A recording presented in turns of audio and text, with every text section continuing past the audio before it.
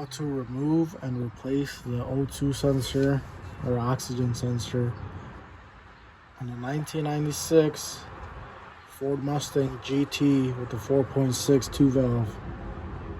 And I believe it should be pretty similar in other Mustangs, like probably a New Edge and stuff like that. It's really tight up there against the starter. Can't really fit anything in here. And move around. So what you do is you come over here.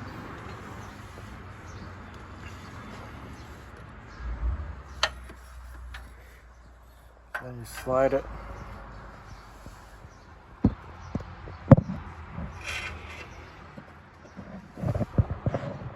And as you see, I went over here by the top over here,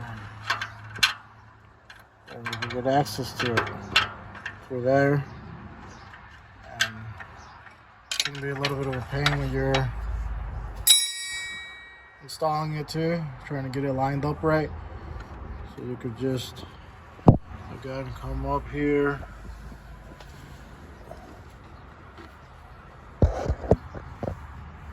through here,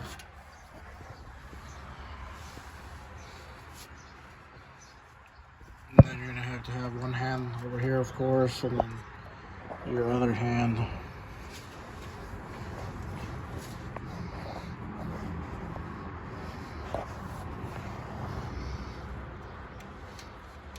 I just barely got my fingers there.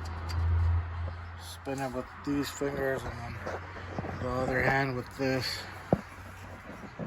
like that. It's gonna take both hands and spin it on there, and then you tighten it up.